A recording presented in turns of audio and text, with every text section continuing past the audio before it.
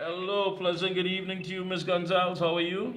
Same to you, blessings to you. Yes, Yes. always a pleasure to speak with you. Thank you so much, yes. I know you're dealing with this issue, and I know that it is before the courts. It's very ticklish, but we have been looking at it, and the update is that the victim, with that was allegedly raped and beaten at the heliport, is now in the under the. I believe she's currently under the protection of the Victim and Witness Support Unit. Yes. However, there are some talk that there's a lack of support from the victim. Now, you've been dealing with many of these victims as a social activist. What do you can share with us as far as what goes through their mind? Because I mean, obviously they're going to be afraid. They're going to be very much scared. If you entered illegally, that's one strike that they would look at. The fact that you were violated and you are going to be a bit reluctant to give information. Give us an idea how the process works as far as when you communicate with them. Well, basically everything is going with the fear of the victim. She's very afraid to talk to the police. She's scared because of what she went through and what she experienced, the trauma, the nightmare, the horror of being raped from 3 areas of the state and had to be suddenly in the hand of the immigration again. And the way she actually was out to the heliport, it was another nightmare. So I spoke to her, and basically she's traumatized, she's worried, she only saying she wanted to go home, she wanted to be with her child. She was very, very bad, bleeding in her whole body because I saw it. I saw her eyes, her face. I mean, it's terrible. So it's not really something that, she don't want to cooperate, because I think that all of that is need time for her mentally be healed, because you need to get a doctor to basically speak to her psychology, to speak to her, at least to know exactly what is her fear, help her out to deal with the fear. She's afraid of her safety, because it's not only what she went through, it's how when she came and what she went through a very bad ordeal right through the time when she in Trinidad. Yeah, one of the things you said, of course, is that your immediate concern is for her safety and her getting justice, and that the authorities should do a proper investigation about this matter. They should not make promises and let the story die, because what will happen to the rest of women at the heliport? Give us an idea. I mean, the other women are there. They're basically witnessed this alleged injustice, what is taking place. What is their mindset? Because, and first of all, how many of these stories, based on your experience, where people have just simply been sent back to their home and nothing was discovered? Have you encountered that? Well, of course, a lot of time. I mean, I have a very long list of victims that really left because, I mean, there is different, the procedure is very slow, close, they are afraid of their life, and they just get frustrated, and, they don't get enough help and support while they are here, because they put them in a safe house, and they can't leave the safe house just like that. They can't just work, they don't have a normal life because they are waiting for the trial in court. But while that happens, all these traffickers are in bail, so they are afraid to go down the road. They are afraid they will see them, they will kidnap them. So it's a lot of fear, so most of them is really going back. Because for these 4 years now, 1,000 women have been trafficked to Trinidad, and it's only one has just said, only one. So what happened to the rest of those allegations and abuse by the immigration officer, for the police, the Coast Guard? I mean, it's horrible exploitation.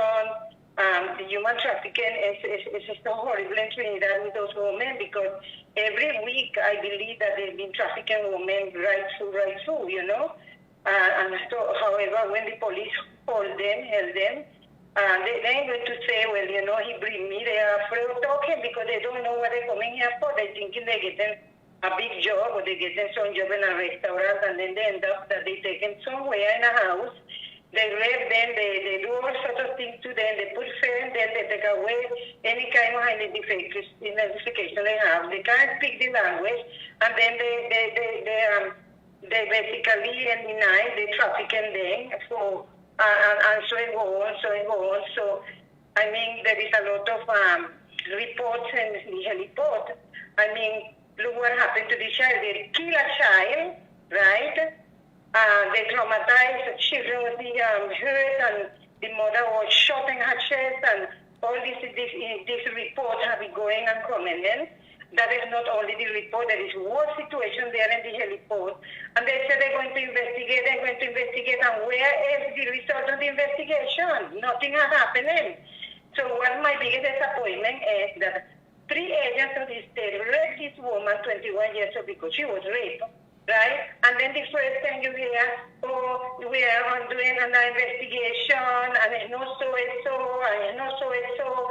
And then, I feel so disappointed and so disappointed and so angry at the same time, because it comes like, agent of the state defending agents who raped this woman, 3 agents who raped this woman from the state, so agents of the state also defending rapists.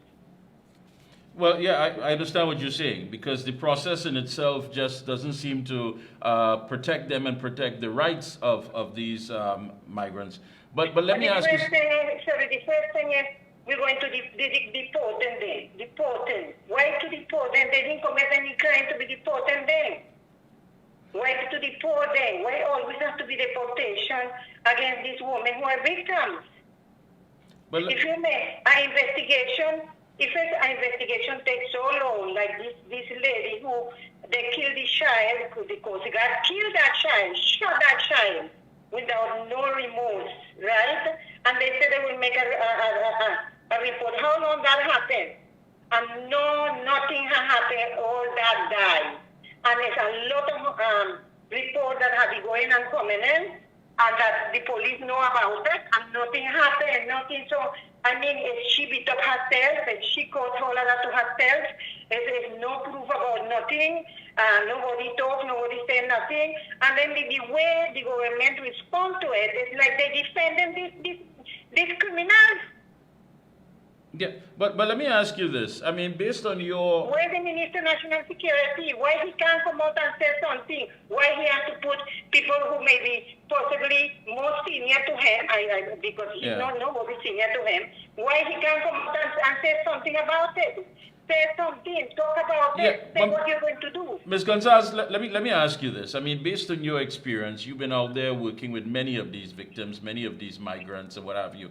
Are these cases just simply isolated cases, or is it basically a perception that when it comes to Venezuelan women, they are simply viewed first and foremost as a sex object, rather than someone who is trying to look for a better life, fleeing their country, trying to raise their family, trying to be a productive part of society? Why is that doesn't seem to register in the minds of the average Trinbagonian, rather than the first thing is these are sex objects. They are subhuman, they are to be used, they are to be violated, they're to be intimidated.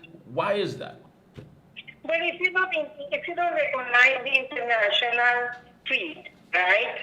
And you don't recognize that it's people coming here for protection, yes, for the time being, it's a transition that you have to go through the UN to be registered, and then eventually they're going to be settled there and send them to different countries like Canada and all of that. And they go through a process with living water now and not directly doing all of that, right? And they interview them and they say, we came here because we're afraid to live in Venezuela, it's danger in Venezuela, there is persecution in Venezuela, they burned my house, they raped my child, they're looking for me, they want to put me in jail because I protest against the government, and all sorts of different things happen. And some of them can't get food, some of them can't really get medicine for the family. They run into Trinidad and they go through a process where they interview them and they say, okay, we're going to give you the card so you could be here, giving you the protection and all of that. And the government is not really doing anything to regulate that, you understand, to affect this process and say, okay, you know, this is people that we need to protect, and this is a process. It's not that it's going to be government to spend a lot of money behind them, because the UN spend a lot of money. It's being paid to the government to help those people, all the NGOs and all this IOM, all of that, get help from America, and to really help those people. And it's a lot of money set for the contra-traffic unit. You understand, the government don't finance that. So why they say that you benefit them from them? They have in every part of the world, like Colombia, Brazil, all those countries, they are affecting Guyana. Why they can't do that here? So the reason why, when you treat these people like criminal and you put them in jail because they enter illegal, what do you expect the people to do, all those fellows to do? Yeah, but basically what everybody is criminal in this country because you enter into the country illegal, which is not so. Yeah, but Ms. Gonzalez, I'm talking about, all right, from inception, right, when all of this started, how were they sold to us as Trinbagonians? Was it ever sold to us that these were people who were fleeing their homeland, looking for an opportunity, trying to be law-abiding citizens, trying to fit in? Or was it a matter of, one, coming to take jobs, two, only good for the sex market, and three, that's all the women were good for? Do you think that somewhere along there that there was some problems as far as communicating? Not at all, because we were talking about it all the time. All the human rights activists are coming out and talk about it. It is always in social media, why the people coming here. You see a picture of what's going on in Venezuela, the crisis that Venezuela is going through, what happened in Venezuela, how millions of people leave in Venezuela to go into different countries looking for safety, looking for protection, looking to get jobs, opportunity, because everything is bad in Venezuela. There is a crisis in Venezuela. The whole world knows that Venezuela is facing a crisis, and millions of people traveling all over to get safety, to get protection. And Trinidad is one of the countries also that is in that trip, in that United Nations Convention. Yeah. All right, I want to thank you so much. Any closing comments? Go right ahead. All I want is justice for the girls, and I just hope and pray that justice should be done and that they should try to deal with those rapists in the heliport and close down that heliport. Close it down. There is a lot of allegations, assault, abusing children. They kill a woman and they kill a child, right? And nothing has coming out. So close down that and find out. Make some serious investigation about it and stop protecting those rapists from agents of the state. All right. Thank you so much, Ms. Gonzalez. As always, thank you. Okay, God bless you. Thank you.